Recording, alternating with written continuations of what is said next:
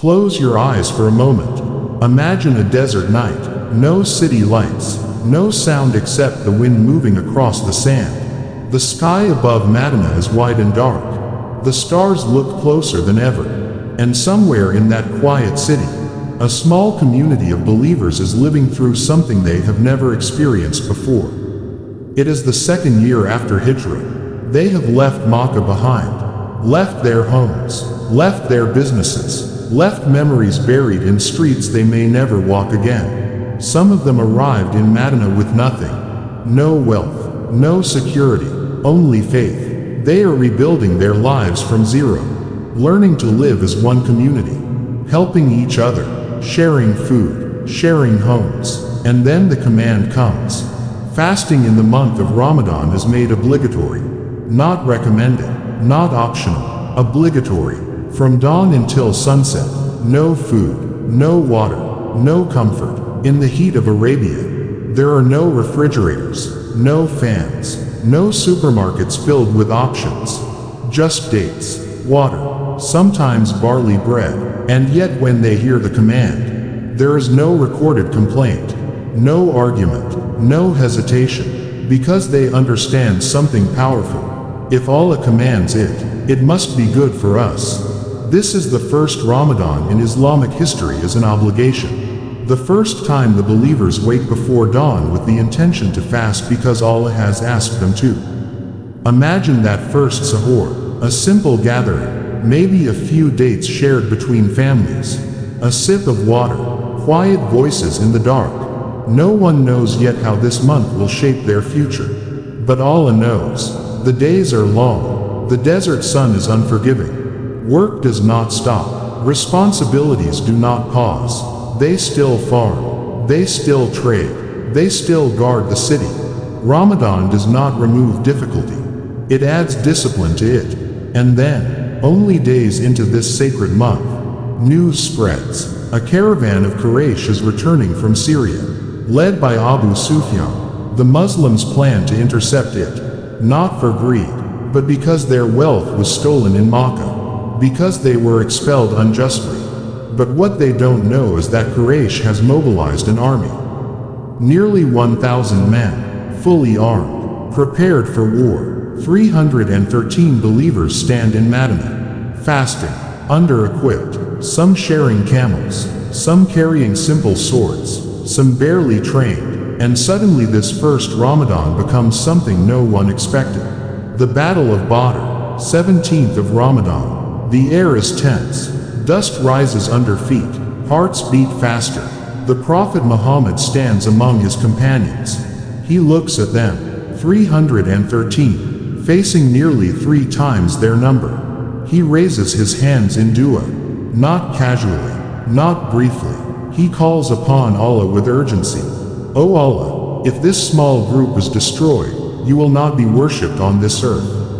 Imagine that moment, the future of Islam standing in a desert valley, hungry, fasting, outnumbered. This is Ramadan, not comfort, conviction. The night before the battle, Allah sends rain. The sand becomes firm beneath Muslim feet. Clean water is available. Hearts are calmed. The Quran later describes this moment. How tranquility descended. Because victory does not begin with weapons. It begins with faith. The morning arrives. The armies line up. On one side, Quraysh, confident, well-equipped, certain of their superiority. On the other, believers, some afraid, some hopeful, all sincere. The battle begins with duels. Steel meets steel. Dust rises. Shouts echo.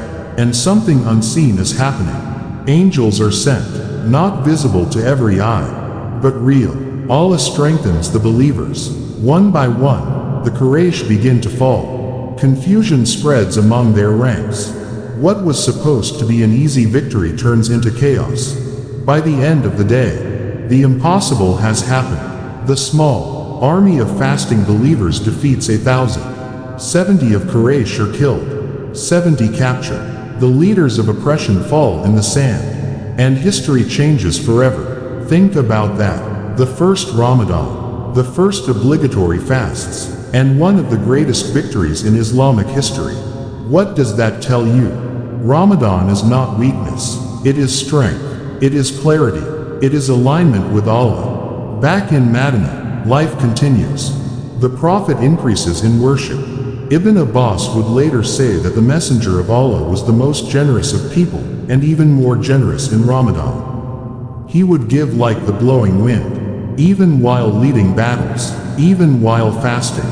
Because Ramadan is not only about restraining yourself, it is about expanding your heart. Nights in Medina are different. The masjid is simple, palm trunks holding up a roof of leaves. No carpets, no decorations, just rows of believers standing in prayer. The Quran is being revealed gradually. Verses about patience, verses about reliance, verses about accountability. The companions listen like people hearing truth for the first time. Because they are. Tears fall in sujud, not because someone told them to cry, but because they feel the weight of the message. Ramadan becomes a school, a training ground, a purification process. It teaches hunger, so you remember the poor. It teaches patience, so you control anger. It teaches discipline, so you master your desires. And it teaches tawakkul, reliance upon Allah when the odds are against you. The victory at Badr is not just military, it is psychological. The believers realize something powerful. When Allah is with you, numbers do not matter, resources do not matter, status does not matter, faith matters, and Ramadan becomes forever connected to this truth. Years later, Ramadan will witness more victories. The conquest of Makkah happens in Ramadan. Again, a turning point. But it all started with that first one. That fragile, uncertain, intense first Ramadan. Now pause.